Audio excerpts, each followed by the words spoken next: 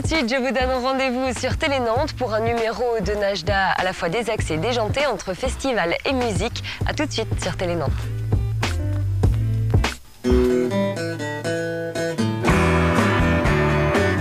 Bonjour et bienvenue dans Najda, le magazine des sorties et des cultures à Nantes. Au programme aujourd'hui, je vous propose du déjanté, du désaxé, du bizarre. La semaine prochaine se déroulera le festival de science-fiction Les Utopiales à la Cité des Congrès. On en parlera avec Didier Saint-Martin. Voilà, tout ça c'est au programme, c'est aujourd'hui dans Najda.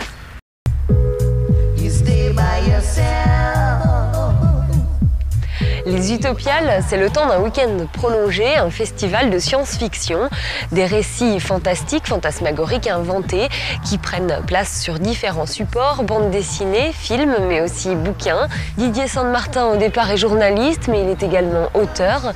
Il a publié Les Naufragés du Verre, l'un des seuls romans de science-fiction qui prend Nantes et sa région comme décor. On le rencontre tout de suite dans Najda, c'est un sujet de Ronan Lano.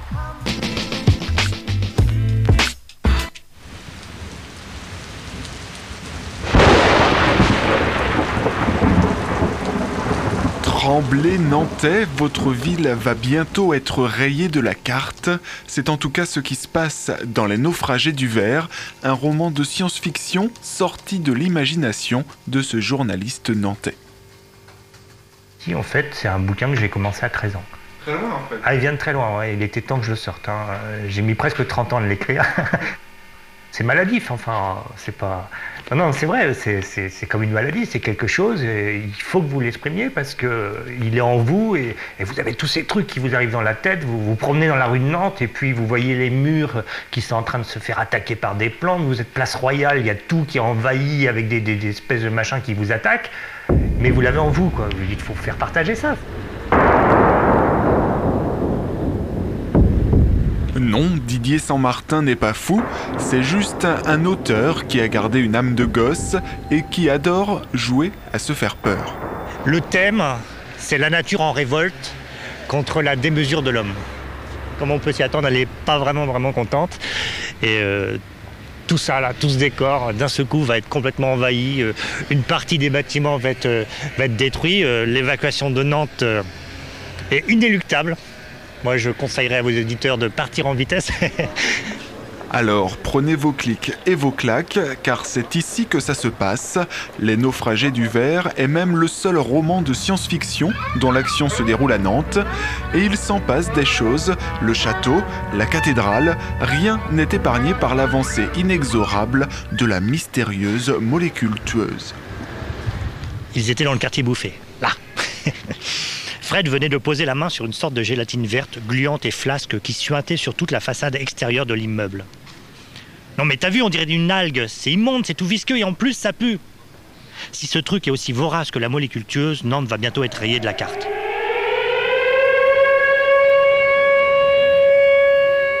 Bien sûr, on aurait pu faire comme tout le monde, le mettre à Los Angeles ou à New York. Enfin, quand il se passe des choses extraordinaires et qu'on est là dans le quartier Bouffé et qu'il y a des plantes qui arrivent et puis qu'on se fait attaquer et qu'on est obligé de courir se réfugier, c'est quand même plus rigolo quand ça se passe à Nantes, Saint-Nazaire, Ancenis, enfin c'est tout l'estuaire, quoi. La Baule en prend pour son grade aussi.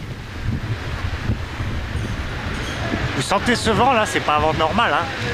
Il y a de la molécule tueuse dans l'air. Pas normal quand même, hein.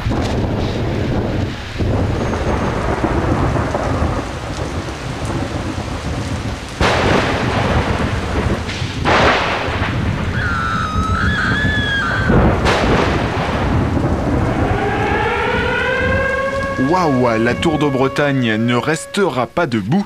Ces œuvres inspirées du roman sont dues aux élèves de Graphie Creatis. Ils s'en sont donnés à cœur joie. Je pense que l'auteur y a pris du plaisir et que nous, on en prend aussi notre part, quoi, parce que après, ça dépend des goûts de chacun. Mais je pense que la Tour de Bretagne, c'est pas non plus le monument le plus esthétique de la ville, quoi. Donc, qui aime bien châtie bien, quoi. Les élèves de préparatoire et de première année ont aussi bien châtié la place Royale. Ils ont rendu à l'état sauvage le pont de Saint-Nazaire ou encore le passage Pommeraye. Et puis ça permet d'aborder en fait les environnements qu'on connaît habituellement justement par d'autres moyens. Là, l'envahissement de la nature, c'est quoi? C'est génial. On réinterprète un peu le passage Pommerais avec nos idées, notre style aussi. Donc c'est ça qui est bien, quoi. On peut vraiment se lâcher. Et c'est un bon boulot, quoi.